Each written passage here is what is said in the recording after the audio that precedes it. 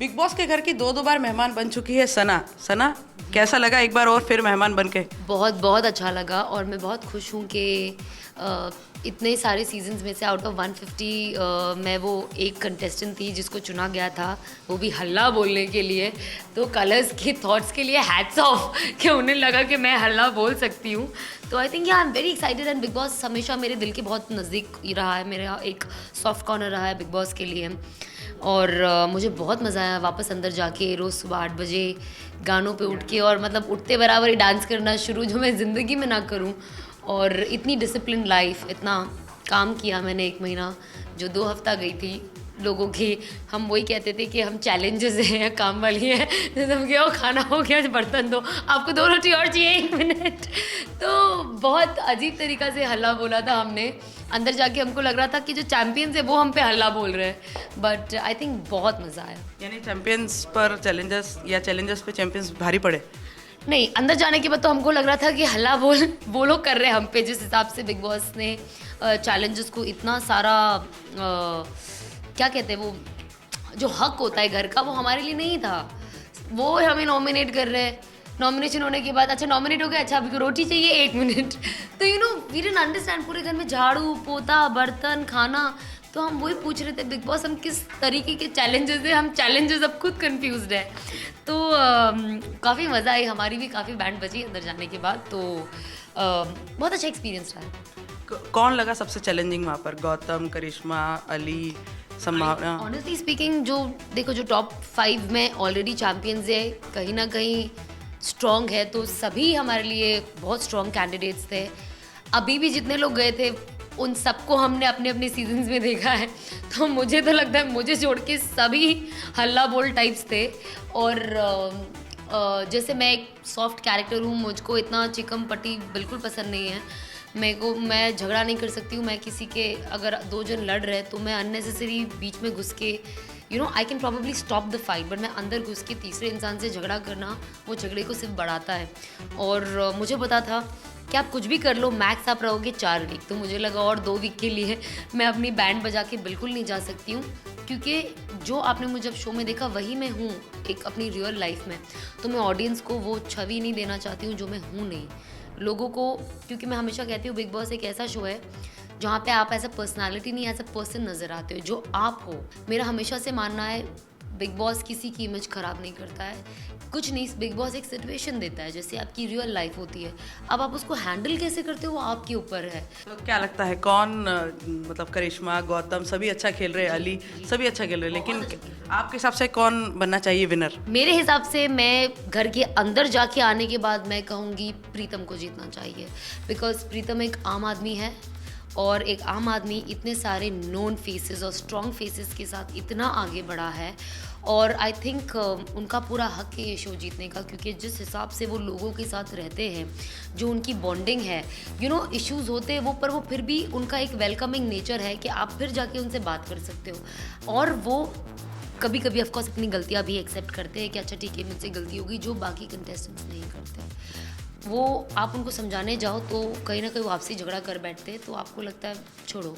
तो I think जो इंसान के अंदर वो क्वालिटी हो, जो वो अपनी गलतियाँ भी स्वीकार कर सके, आई थिंक कहीं ना कहीं उसे ऐसे शो का विनर होना चाहिए। सना, बिग बॉस का घर कंट्रोवर्सीज का घर कहा जाता है, हमेशा झगड़ों का घर, कंट्रोवर्सीज का। तो इस बार भी काफ़ी कंट्रोवर्सीज हुई, और अभी रिसेंट कंट्रोवर्सी है कि कहेंगे करिश्मा तन्ना मोबाइल यूज़ कर रही है वहाँ पर। हाँ, एक्चुअली मुझे खुद को पता नहीं था जब मैं बाहर आई। एक्चुअली हम जो एक रूम था वहाँ पे, जब हम लोग सब बाल करने जाते थे, वो किसी लड़के का जो ट्रिमर है ना, उसका चार्जर था जो ट्रिमर को। और जब मैं बाहर आई मुझे बोला, क्योंकि मैंने भी वो देखा, तो आई थिंक लोगों को लगा वो फ़ोन चार्जर है, बट वो बेसिकली हेयर ट्रिमर चार्जर रखा था वहाँ पे। मैं खुद भी फर्स्ट देखी सरप्राइज, मैंने कहा फ़ोन चार्जर यहाँ क्या कर रहा है। बाद में पता चला वो बॉयज़ का चार्जर है जो जिससे वो बाल ट्रिम करते। मैंने कहा ओ, पर मुझे नहीं पता था बाहर इतनी कंट्रोवर्सी, बाहर आके पता चला। बाहर भी पता लग चुका था कि she is carrying no veg, और शी वाज कैरिंग और डब्बा, सो पीपल थॉट के it's phone, which was so stupid.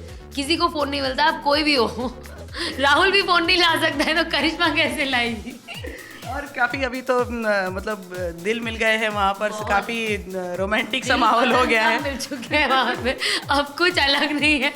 तो बहुत फनी सिचुएशन है, क्योंकि कुछ समझ में नहीं आ रहा है क्या हो रहा है, किसका बॉयफ्रेंड है नहीं है, कौन है, किसका किसके साथ क्या हो रहा है, मैं क्लूलेस हूँ।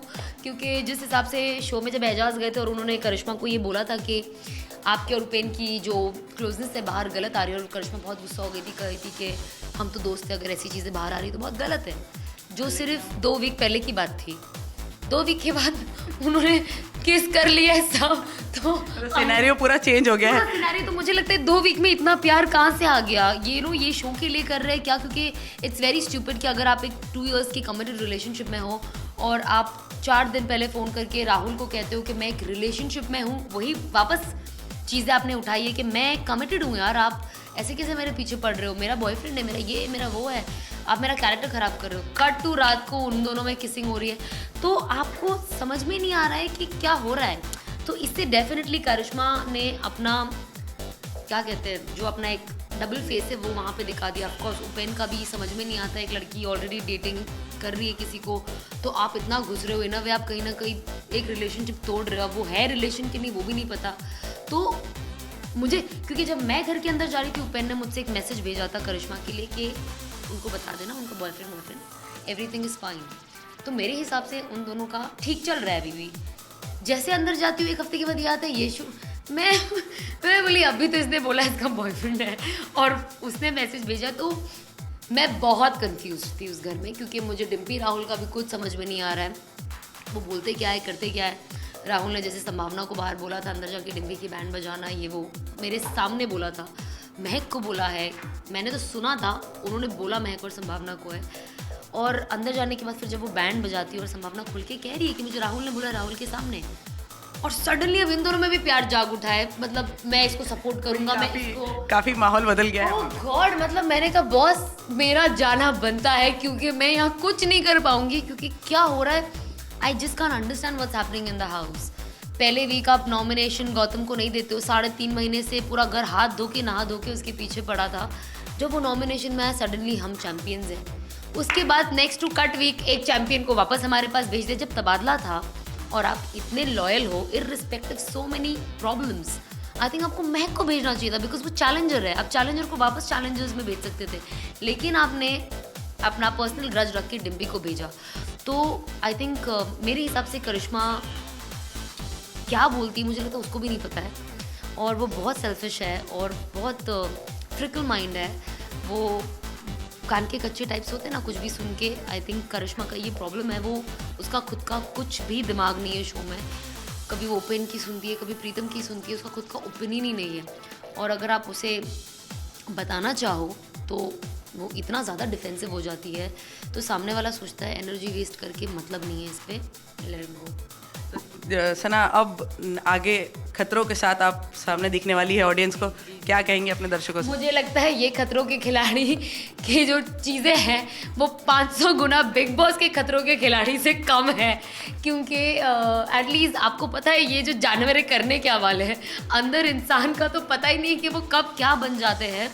तो आई थिंक मैं बहुत खुश हूँ कि कलर्स पे 4 महीने मेरा राज चलने वाला है बिग बॉस तो हो ही गया, अब खतरों के खिलाड़ी, और मैं ये चीज़ दावे के साथ कह सकती हूँ जब ऑडियंसेस देखेगी एक मेरा नया फेस देखेंगी, दिल बी वेरी हैप्पी, और उनको जो हमेशा मुझे स्वीट क्यूट और बबली कहते हैं उन्हें मेरा एक और फेस देखने मिलेगा, एक डिफरेंट, एक काइंड ऑफ डरी हुई ब्रेव गर्ल जिसने ऐसे ऐसे स्टंट्स किए हैं कि पूरा क्रिएटिव टीम, हमारे होस्ट राहुल शेट्टी सब शौक थे कि लड़की फिर भी कैसे पहुंच गई एंड तक। तो बहुत जद्दोजहद करके मैं आगे बाय गॉड पहुंची हूँ, एंड तो मैं पूरा 3 महीने रहूँगी कलर्स पे एंड तक, एंड आई होप कि लोग मुझे एंजॉय करें, and the best part is guys you don't have to vote, just keep liking me, that's it. चलिए, all the best for your new show. Thank you so much. Cameraman Faizan के साथ for tele masala.